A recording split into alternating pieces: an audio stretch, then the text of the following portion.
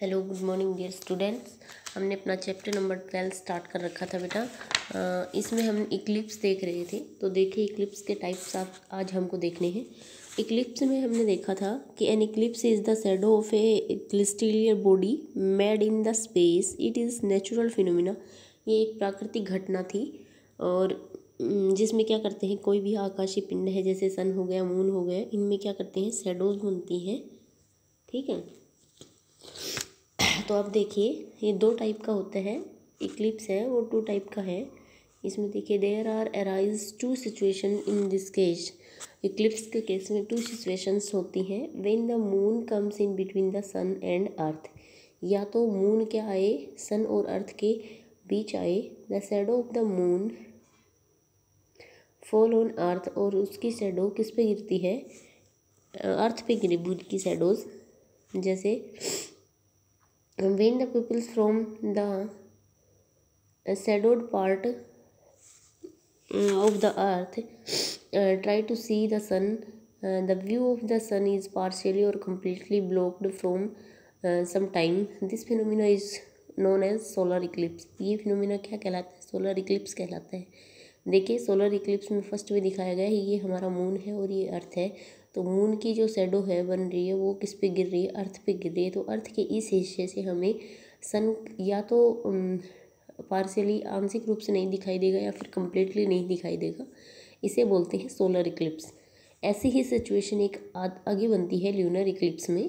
तो when the earth comes in between, ये फिर अर्थ बीच में आ जाए, कहाँ, सन के और मून के।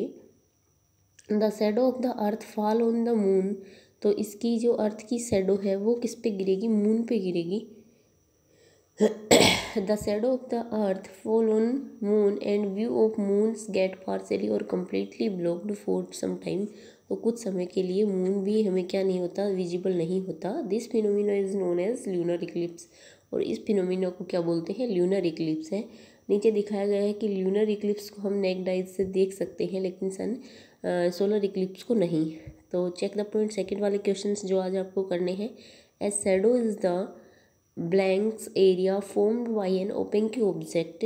तो डार्क एरिया होता है शैडो वाला, जो क्या करता है, किसी भी पारदर्शी जो व्यक्ति, अपारदर्शी जो वस्तुएं होती हैं उनके द्वारा निर्मित होता है। The size of the shadow depend on the source of light with respective to the body. Okay, इसमें साइज आ गया।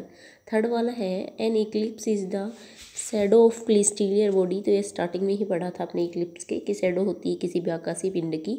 You can see lunar Eclipse with necked eyes. आप नेक्ड आइज से क्या देख सकते हो, ल्यूनर इक्लिप्स को देख सकते हो, सोलर इक्लिप्स को नहीं। तो ये आपका इक्लिप्स कंप्लीट हुए। आपको ये जो पिक्चर है इसमें बनानी है, इस लेसन में से आपको ये पिक्चर बनानी है अपनी फेयर नोटबुक में, ल्यूनर और सोलर इक्लिप्स की। ओके, तो आज के होमवर्क में बेटा आप एक तो ल्यूनर इक्लिप्स और सोलर इक्लिप्स की पिक्चर बनाएंगे अपनी नोटबुक में, और एक ये जो चेक द पॉइंट 2 वाले क्वेश्चन आंसर हैं इनको बुक में फिल करेंगे और लर्न करेंगे। चैप्टर मैं जहाँ तक पढ़ा दूँ वहाँ तक कंप्लीट इसको रीड करोगे, कोशिश करेंगे इसको कंप्लीट ही करने की। Mirror and reflections. मिरर और रिफ्लेक्शन क्या होते हैं, दर्पण और जो है रिफ्लेक्शंस का होता है प्रतिवर्तन। Here we will discuss about mirror and reflections. यहाँ हम मिरर और रिफ्लेक्शन के बारे में डिस्कस करेंगे। A mirror is a smooth and polished surface which reflects light regularly. एक मिरर क्या होता है, चिकनी और पॉलिश्ड की हुई, एक पीछे से इसके पॉलिश की है, वो एक स्मूथ सरफेस होती है। One surface of the mirror is made opaque by silvering over and then by a thin coated of red lead oxide paint. Reflection takes place from the smooth surface. Reflection क्या होता है, smooth surface पे होता है। यहाँ पे तो क्या होगा, रिफ्लेक्शन की प्रोसेस होगी, और इसके अपोजिट साइड वाले पे क्या होगा बेटा, इसमें कोटिंग की हुई होती है सिल्वरिंग की। जैसे वहाँ क्या होगा, ओपेक बना दिया जाता है इसको। तो there are 2 types of mirror. 2 प्रकार के मिरर होते हैं, प्लेन मिरर और कर्व्ड मिरर।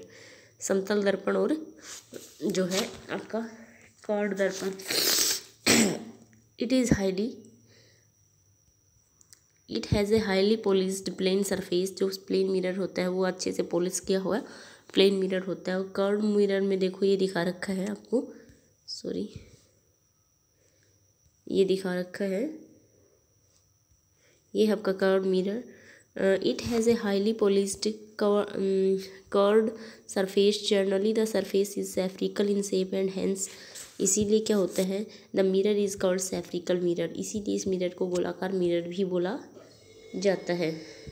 ठीक है, आगे देखिए,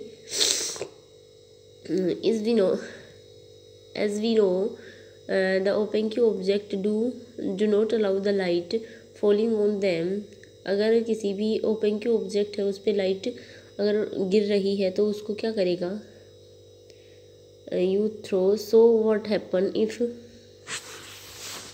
second, as we know that the opaque object do not allow the light falling on them to pass through, so what happen this light, तो इस लाइट का होता क्या है, this light is scattered by them in all directions, तो इस light को scattered मतलब वितरित कर दिया जाता है, एक फैल जाती है light, for the purpose of drawing light related diagrams, the path of light is represented by a straight line with an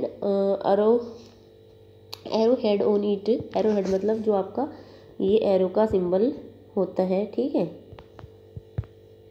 ये एरो वाला है सिंबल है, इसको बोला गया है arrow head on it, showing the direction of light, ये क्या कर रहा है, डायरेक्शन शो कर रहा है लाइट की, such a straight line with arrow head on it is called ray of light, और इसको क्या बोलेंगे, एरो जिसके लगा इसको बोलेंगे ray of light. A plane mirror is represented by a straight line, एक प्लेन मिरर को किससे रिप्रेजेंट किया गया है, एक स्ट्रेट लाइन से, सीधी लाइन से रिप्रेजेंट किया गया है, सेप्ड ऑन वन साइड, और इसके वन साइड क्या की गई है, पॉलिश की गई है, देखो एक साइड इसके पॉलिश कर दी गई है, दूसरी साइड कौन सी सरफेस है, रिफ्लेक्टेड सरफेस है।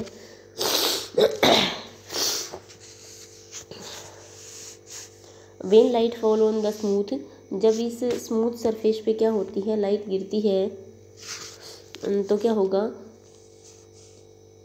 The straight line represents the reflecting front surface while the shaped portion represented the polished surface back of the mirror. When the light fall on the smooth and reflecting surface of the mirror, it is bounced back in the different directions, तो ये क्या होती है कि विभिन्न directions में bounced हो जाती है। This phenomena is called reflection, इसी फिनोमिना को क्या बोलते हैं, रिफ्लेक्शन बोलते हैं। जैसे कोई भी रेज आई बेटा आके, ये इंसिडेंट रेज इसको बोलेंगे हम, तो रिफ्लेक्ट हो गई, विभिन्न डायरेक्शंस में बाउंस्ड हो गई, मुड़ गई, तो इसको बोलेंगे रिफ्लेक्टेड रेज, और इस प्रोसेस को बोलेंगे रिफ्रैक्शन। इसके लिए एक आपको एक एक्टिविटी भी परफॉर्म करके दिखाई गई है, उस एक्टिविटी को आप खुद रीड करेंगे अच्छे से, ठीक है। आगे देखिए, रे ऑफ लाइट ट्रेवलिंग, रे of light travelling from an object towards the mirror is called incident raise, एक जो रेज है वो ट्रैवल कर रही है एक ऑब्जेक्ट से toward the mirror is called incident rays, तो इसको हम इंसिडेंट रेज बोलेंगे। And the ray of light bounced back from the mirror opaque surface is called reflected rays, और इससे जो मान लो ये ऑब्जेक्ट है, इससे वो लाइट रिफ्लेक्ट हुई तो इसको वो बाउंस्ड हुई, इसको बोलेंगे रिफ्लेक्टेड रेज।